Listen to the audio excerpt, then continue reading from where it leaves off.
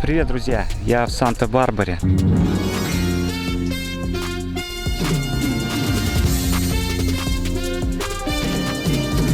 Шутка, я в Египте. Кто хорошо работает, тот и должен хорошо отдыхать. Поэтому мы вкусили все прелести, все включено, но этого нам показалось мало, и мы еще решили остаться. Сегодня мы поговорим с вами о том, как разводят туристов в Египте. Поговорим, как снять авто в Египте, как самостоятельно доехать до Люксора. Это будет мой отдых в Египте 2021. В общем, видео будет интересно. Подписывайтесь на канал, если еще этого не сделали. Поставьте жирный лайк. Ну а мы начинаем. Поехали. Будто я египтянин, и со мною и солнце, и зной, и царапает небо когтями легкий сфинкс, что стоит за спиной. Будто я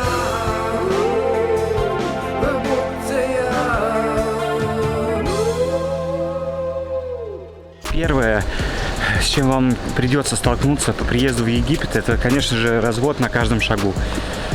Вот здесь реально, как в «Брате 2» там. Слушай, а что такое по-английски how are you? Как поживаешь или как дела? А им что, всем интересно, как у меня дела? Не интересно. А что ты спрашиваешь? Просто так. Здесь вообще все просто так, кроме денег. Вот так же и здесь. Здесь никому не интересно, как у вас дела на самом деле.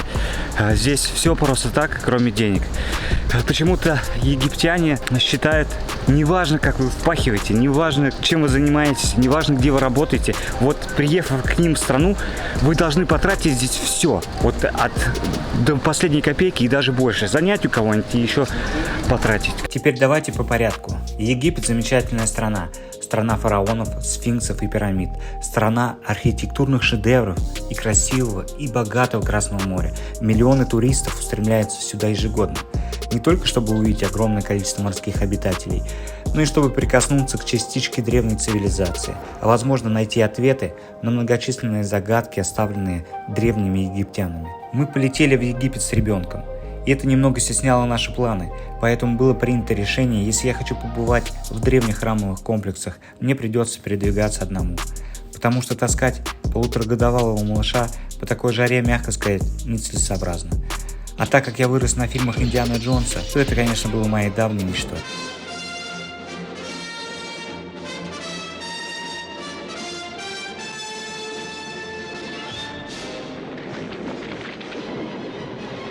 Индиана Джонс. Мне всегда хотелось побывать в долине царей, увидеть своими глазами петроглифы, древние строения, пирамиды и сфинксов, построенные несколькими тысячелетиями до нашей эры.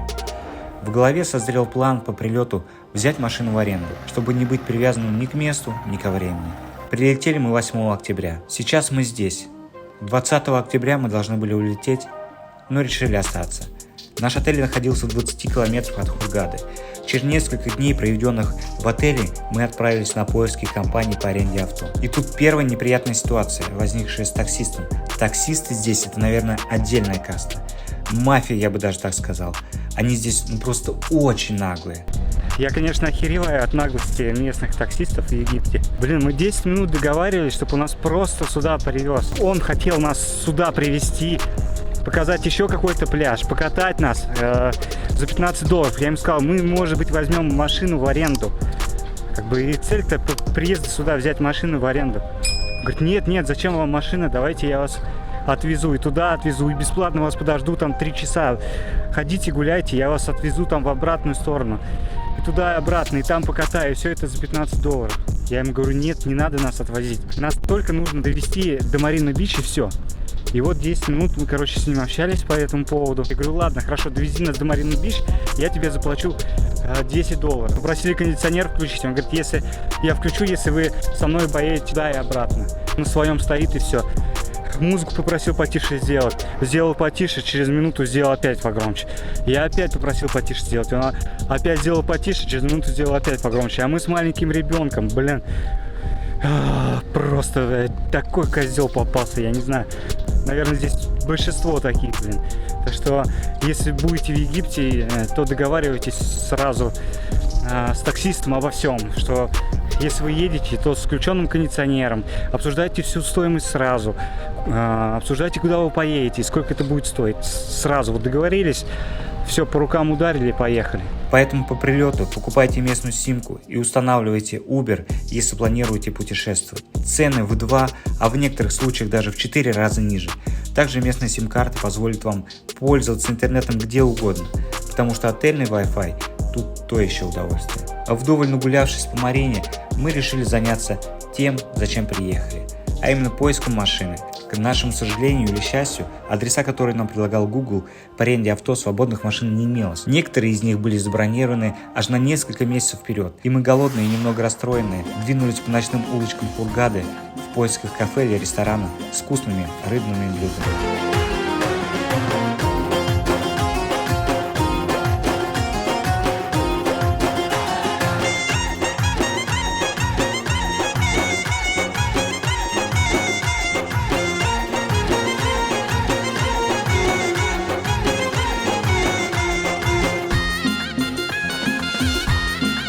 Наконец-то нам попался ресторан с рыбными блюдами, в котором мы, кстати, познакомились с его владельцем. Это Махмуд. Помимо того, что они с братом владельцы нескольких рыбных ресторанов в Хургаде, он еще и просто отличный парень, который в итоге помог нам с арендой авто. Оказывается, у Махмуда есть друг, который занимается арендой авто. И после ужина мы отправились к нему. Кстати, еда нам очень здесь понравилась, и я смело рекомендую это заведение, потому что нормальных заведений, где вкусно, качественно и недорого, здесь таких мест, очень мало. Я знаю, о чем говорю, потому что в одном из заведений нас пытались развести на большую сумму, чем договаривались. А когда мы намекнули, почему в счете сумма больше, чем договаривались, нас попытались обмануть со сдачей. Но это было очень неприятно. Вы когда сюда прилетите, вы почти во всех магазинах не увидите ценника на товары. И когда вы спросите, почем этот товар, вам скажут самую большую цену изначально, в надежде на то, что вы будете торговаться. Но многие у нас не торгуются, потому что не принято. У Мухаммеда, у него есть меню с ценами. Представляете, меню с ценами. Вы знаете, за что заплатите. Поэтому я советую его ресторан. В общем, будете Мухаммеда, передавайте от меня привет. Кстати, в ресторане оплата за обслуживание обязательно. Она составляет примерно 10-15%. Если у кого есть более точная информация, напишите в комментариях. Ну а чай вы уже оставляете по своему желанию. Вот приехали к Зизу. Зизу Ренкар. Вроде договорились о машине, $50 в день будет стоить. Берем на 3 дня. Ну почти договорились, и в общем увидите, надеюсь, меня на машине. Нормальный мужик, вроде есть нормальные мужики, нормальные люди в стране. Потому что, честно, нам кто не рассказывал, они здесь все разводилы. Да, сын? На самом деле есть много положительных людей, есть много добрых людей, есть много людей, которые хотят действительно помочь. Короче, друзья, взял машину в аренду вчера, не стал его снимать уже, было поздно, приехали мы 10:30. Сейчас в нашем отеле не работает банкомат, пришлось идти в соседей, и там тоже не работает. Короче, для путешествия мне не хватает только денег. Я хочу снять денег, отправиться в Люксор. Машину сняли, рюкзак собран. Дело за малым, за деньгами. Без знания языка очень сложно общаться где-либо в другой стране, где подавляющее большинство разговаривает либо на своем языке, либо на своем и на английском. Что бы ни говорил Владимир Владимирович, учите русский язык. Нет, он на самом деле никому не нужен. Учите английский. И тогда все дороги по всему миру вам будут открыты. Я это ощутил на себе, когда вчера договаривался насчет машины на ломаном английском. Это так неудобно. Он меня не понимает, я его не понимаю. Пипец просто. Но вроде все нормально. Самое главное, когда берете машину, это заснять все повреждения на видео, заснять сам контракт. Я, короче, заснял и владельца этого салона, и контракт. Ну, в этом видео вы все увидите. Это владелец Зизу. Забегая вперед, хочу заметить, что у меня были опасения по поводу сдачи машины обратно, что найдутся новые царапины, вмятины и так далее. Кстати, в залог вы оставляете 300 евро либо паспорт. Я оставлял паспорт. И думал, будет развод, типа доплати за ремонт и что-то в таком духе. Но когда я пригнал машину, Зизу даже не стал ее смотреть. Просто отдал паспорт, пожелал удачи и все. И поэтому этого чувака я тоже смело могу советовать. Ссылки в описании.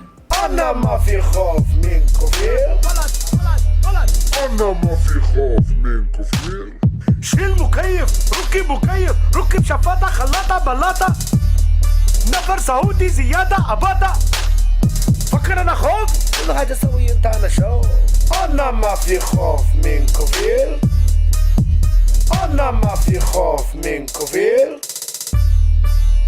أنا شيل كل شي فوقه أنا شيل كل شي فوقه أنا ركب كل شي فوقه أنا كوفي سوي شغله سعودي كلام كتير كله سعودي يسوي مدير زيد كامة سوي شغل مع السلامة مين سوي كل حاجة في السعودية مين سوي بولة تحتية مين شغل مية مية ها ده كلام نفر بنغالي Ну что, друзья, погнали!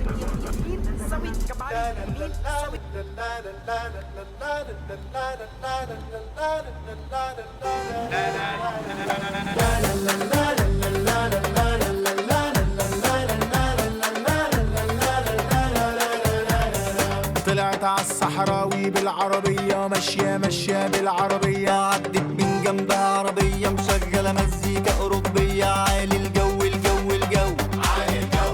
Что касается трафика, здесь вообще пиздец сумасшедший дом по поводу дорожного движения, потому что разметки на дороге нету, все несутся просто как чумовые, что-то сигналят, моргают, могут ехать и тебе светить взад дальним светом.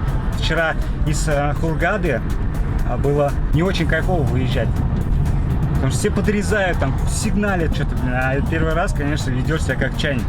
Едешь там 60 км в час. Если честно, я не пойму, откуда ты прет бензином. Вчера, когда заправились мы, я думал, он, может быть, пролил где-то что-то. Но я думаю, за ночь бы это все уже выветрилось. И вот если сейчас я еду, ощущается стойкий запах бензина. Боюсь, где бы не подтекало. Это, во-первых, пожара небезопасно. Во-вторых, я не смог на Google картах найти ни одной заправки до Люксора и в Люксоре самом. И поэтому из моего расчета полный бак должно мне хватить и туда, и обратно. Вот если где-то что-то подтекает, то мне, может быть, этого не хватит. Короче, я решил остановиться и посмотреть, почему так несет бензином. Оказывается, под сиденьем вот эта вот херня, она отломана. И, короче, отсюда несет бензином, получается. Но это уже меня успокоило, потому что, получается, нигде не потекает, просто там херовая прокладка. Поэтому я думаю, как бы мы не загоримся. Вот это радует. Путь до Люксора занимает 4-4,5 часа. Но я решил заехать в Кену и посмотреть для начала храмовый комплекс богини Хатхор в Дендере. Для него навигатор пишет 3 часа. Первый час вы едете в пустыне, и вам все интересно. Вы останавливаетесь, фотографируетесь. Но это все так быстро надоедает, что остальные 2 часа вы только и ждете, чтобы приехать побыстрее. Хоть что-нибудь поменялось, а то так вообще конца и края не видно. Сплошная пустыня, горы. Пустыня, горы, все. Вот такой вот Египет. Кстати, на форумах советуют сделать ксерокопию паспорта, чтобы не терять время на блокпостах. Якобы полицейские могут потребовать с вас копию, даже могут сопроводить до ближайшего отеля, чтобы сделать эту самую копию. Правда, это или нет, мы с вами не узнаем, потому что из 10 моих ксерокопий ни одна не понадобилась. Меня ни разу никто не останавливал. Что касается заправок, их на самом деле мало, но они есть. И называются они не petrol station, как мы привыкли переводить с английского petrol как бензин. Если вы так спросите, вас, возможно, даже не поймут, потому что большинство здесь ездит на газу, и, соответственно, заправки называются gas station. И советую все же вам скачать приложение Maps.me и закачать карту Египта, потому что, в отличие от Гугла, она более информационная. Бензин здесь стоит столько, газ столько. Так как я выехал поздно после обеда, я и приехал поздно. И в 5 часов уже комплекс закрывается, и, видимо, в этот день мне не суждено было попасть в храм, поэтому я снял номер в гостинице и поехал покушать. С едой здесь отдельная история. После того, как я траванулся в Таиланде, я очень боюсь всякого рода местные кафешки и стараюсь кушать только в проверенных местах. А так как проверенных мест нет, я нашел на картах Google семейное кафе и поехал туда. Ну что, друзья, поел я в этом ресторане, кафе, я не знаю, траванусь я, не траванусь. Еда вроде вкусная, но по качеству в жаркой стране я не уверен, конечно, поэтому таблеток я с собой не взял никаких, херово. Я почему-то понадеялся, думал, что здесь Макдональдс может будет какой-то. В Макдональдсе уж точно не отравишься, может пару раз поесть. Ладно, будем надеяться, что меня пронесет. Ну, в смысле пронесет, не так пронесет, а нормально все будет. Что меня впечатлило в Египте больше всего, так это люди, которые в эру автомобилей и самолетов до сих пор эксплуатируют ослов. Если честно, для меня это какая-то дикость. Ну а здесь это обычное дело. Здесь все передвигаются как могут. Кто на великах, кто на мопедах, ну а кто на ослах. А еще, конечно, мусор, разруха и бедность. Здесь соседствует нищета и роскошь. А решетки на окнах означают, что люди боятся за свое имущество. У местных пацанов даже нормальных игрушек нет, и они занимают себя всем, чем могут. Вот, например, ребенок катит покрышку от автомобиля. Или вот, калашматит пустой бутылкой по забору. У тебя велик есть, у меня нету. Получи по хребтению.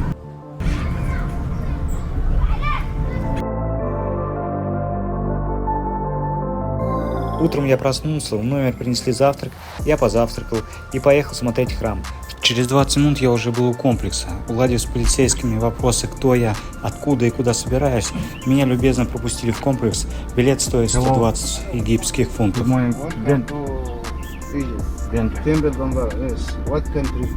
Russian.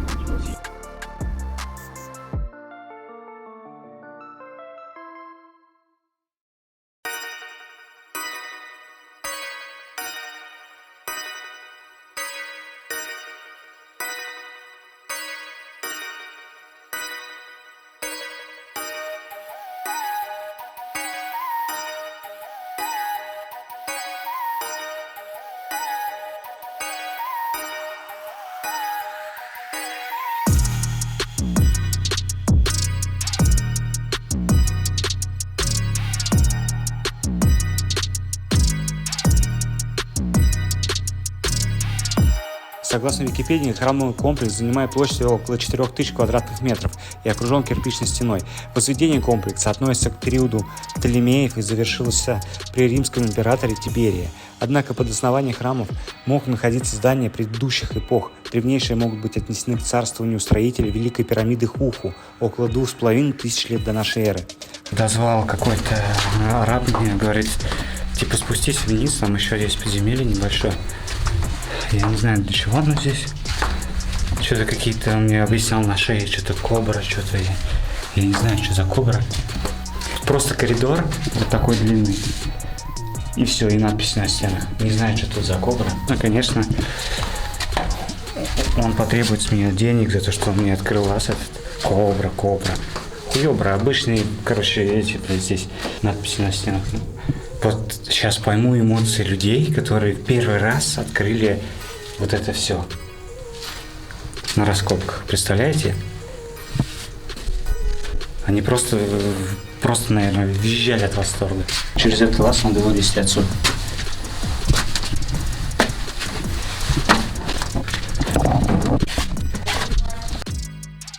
Храм богини Хатхор в честь одноименной богини является богиней радости, любви, плодородия, танцев, чужих земель.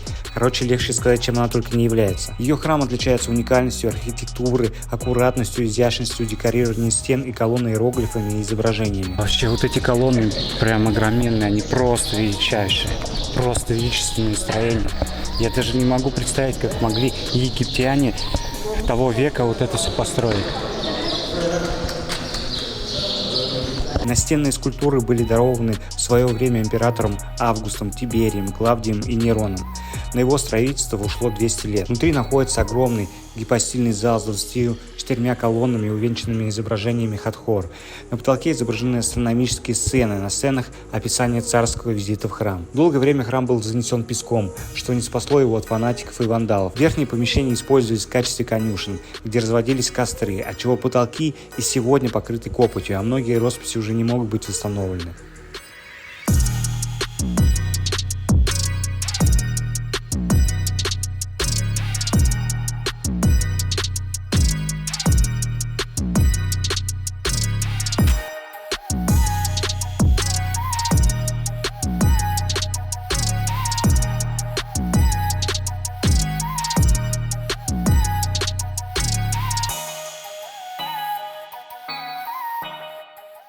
Также на этой территории построен небольшой храм одной из значимых богинь Древнего Египта Исиды. Она покровительствовала рабам, грешникам, ремесленникам и угнетенным. Ее храм также пестрит петроглифами, но он не такой популярный у туристов, как храм Хатхор. И, наверное, если бы не одна территория, скорее всего, он был бы разрушен, и никто никогда о нем не узнал бы.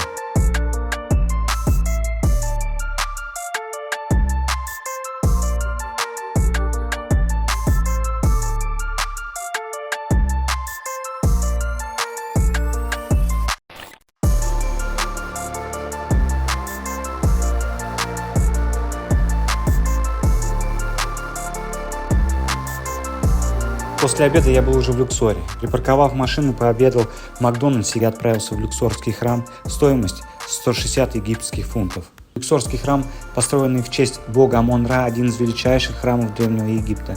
Храм хорошо сохранился и поражает своей красотой и величием.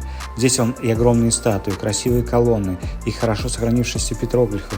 Здесь также работает Азаз, который с радостью за $1, другой покажет вам фаллос и на ломаном английском расскажет о нем подробнее. Из того, что я понял, что это египетский бог Хем, изображавшийся с мужским достоинством и плетью в руке, являлся богом плодородия и урожая, покровительствовал караванам и был символом мужского здоровья. Я немного не понял, при чем здесь рыба, почему она съела его фаллос, но Азаз, изображая своей рукой рот рыбы и указывая на фаллос, приговаривал «fish at it, fish at it».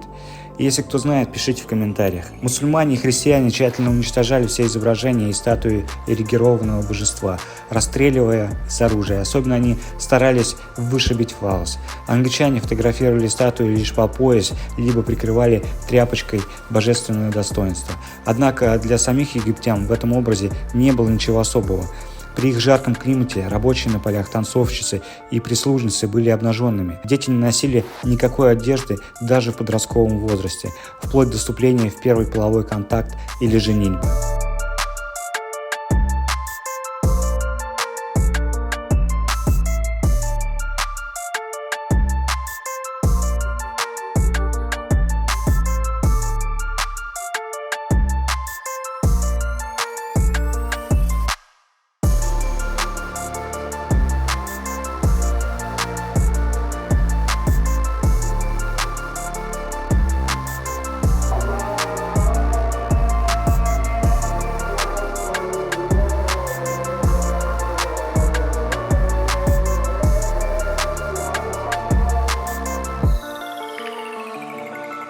Дальше мой путь лежал в храм царицы Хатшепсут, жены своего единокровного брата Тутмоса II, который вскоре умер, и правила она 22 года, пока в итоге не скончалась. Она была не только прекрасным правителем, но и ценителем искусства. В годы царствования Хатшепсут началось активное строительство грандиозных сооружений, включая ее усыпальницу. Ширина поминального храма, частично врезанного в гору, составляет около 40 метров. Друзья, несколько тысячелетий назад здесь кипела жизнь. Вот постройки, кто-то там 100% жил в скалах, вот есть постройки. Я не знаю, водят туда экскурсии или нет. Здесь было очень круто. Кипела жизнь. Возможно, здесь был где-то рыночек.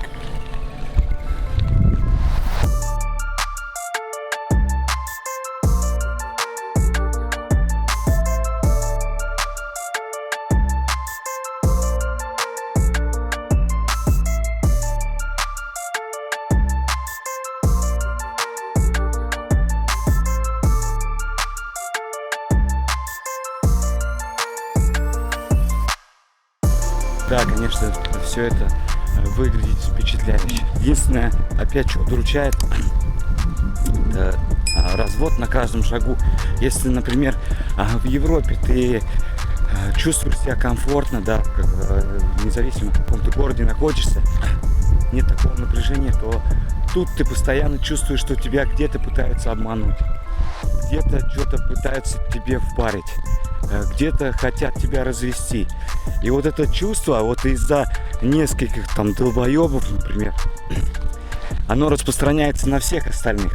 Вот сейчас на кассе билет стоит 140 фунтов. Я ему даю 200 фунтов, он мне дает 50 сдачи. Я говорю, еще 10. Он типа, no. Я говорю, как no? Он говорит, типа, ты мне должен еще 10. Я говорю, нет, вы мне должны еще 10. Я ему показываю, что билет стоит 140. Он такой, ну типа, и что? Я ему беру калькулятор, считаю 200 и минус 140, получается 60. Показываю, что он мне дал типа полтинник.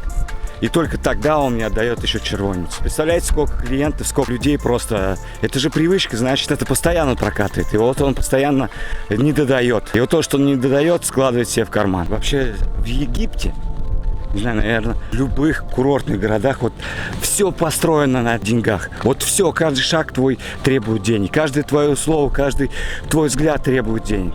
Блин, конечно, от этого устаешь постоянно. Дай денег, тут дай денег, там дай денег. Блять, правда, как аборигены. Честно, иногда прям заебывают это. С этими конями. Выхожу из гостиницы, летят ко мне с этими конями. Прокатись на коняшке, прокатись на коняшке. Блять, говорю, да вы уже заебали меня, блядь. Блять, да не буду я кататься на ваших конях, блядь. Да не нравится мне кататься на конях. Далее я побывал в долине мертвых, где захоронено множество фараонов. А настенные рисунки, ведущие гробницы, рассказывали о жизни и занятиях фараонов. И здесь один развод. Получается, какой-то есть супер экстра тур, который стоит 300 с чем-то, он мне прочитал. Плюс 300 с чем-то к обычному. Если ты 240 берешь, это обычный, то экстра плюс 300, это уже 540. Съемка с фотоаппарата, типа, плюс еще 300. На мобильный телефон можно снимать бесплатно. Плюс 4 фунта, чтобы доехать до туда на тележке. Короче, за все нужно платить, за все. Плюс гид еще, это еще 300, 250 гид.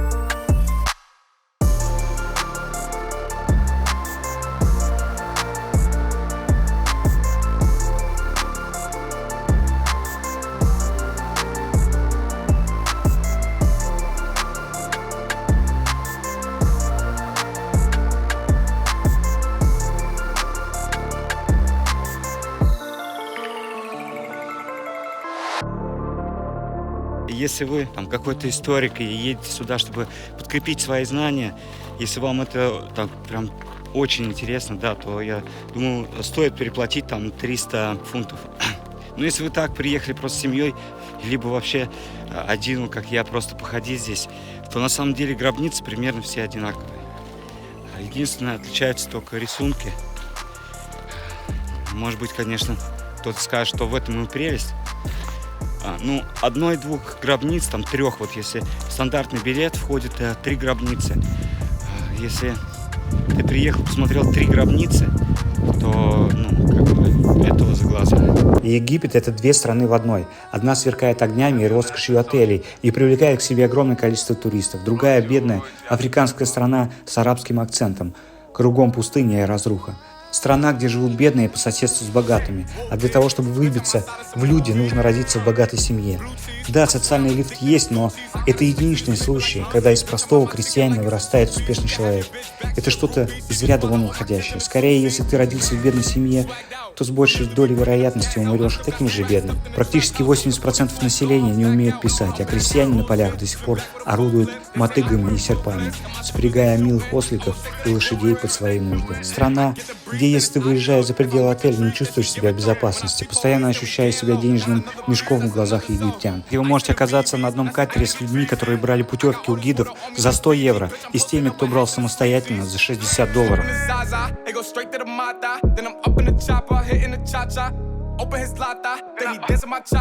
Где очень сложно избавиться от ощущения, что тебя хотят обмануть или что-то тебе впарить, где к каждому шагу или слову относишься с большей осторожностью. Еще для меня было шоком увидеть ковыряющегося в мусорке ребенка в окружении своих братьев и сестер. Я не мог это принять, мое сердце рвалось на части от несправедливости.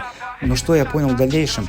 Что богатый здесь не кичится богатством, а бедный не стесняется своей бедности. В стране со слабым образованием невозможно взять и все перевернуть с ног на голову, и поэтому лучше оставаться наблюдателем. И как говорил Жак Фреске, мы заложники среды, в которой воспитаны, и разорвать этот порочный круг может только большое желание перемен и трудолюбие. Но есть и положительные стороны. Да, проблем еще много, решить нужно. Но город потихоньку меняется, разрастается. Да, люди бедные, а порой совсем бедные. Прям вот совсем. И я, честно сказать, такого даже не видел еще. Но они добрые, приветливые, какие-то они более человечные, что ли. Тут порой в Москве за весь день ни из кого улыбки не вытащишь. Соседи друг с другом не здороваются. А тут улыбаются просто ни за что. И так искренне, что от этого становится на душе тепло и как-то по-отечески и жалко, что ли. Ведь они такие же, как и мы, со своими желаниями, традициями, а может даже счастливее. Ведь они не знают, что такое погоня за деньгами, конкуренция, битвы за клиентов, постоянные стрессы и нервы. Египтяне скромные люди, у них нет понятия американской мечты. Идеальный мир, когда у тебя есть жена, дети и место, где вы можете жить. Некоторые из них даже не знают, что такое электричество. Большинство из них даже не стали бы что-либо менять в своей жизни, потому что привыкли так вот, по-простому, с осликом на пару. И, наверное, это и есть люди с большой буквы. Open his lata, then he dance in my chata. Open his Zaza, it go straight to the mata. Ain't no sweep in the chopper, hitting the cha-cha. Then I'm open his lata, then he dance in my chata. Whooped it, bitch, I'm outside of some movie. Blue cheese, I swear I'm addicted to blue cheese. I gotta stick to this paper like blue sleep. Bitch, I'm by my chicken like it's a two-piece. You can have your bitch back, she a groupie. She just swallow all my kids in a two-seat. Swagged out, familiar, we bringing them gas out. I still got some racks stuffed in the trap house. Off the 42, I'm blowing her back out. I'm back on my bullshit, swim back with a full clip. They say I'm moving ruthless, and my shooters they shooting. I won't take it, they roof, Chris.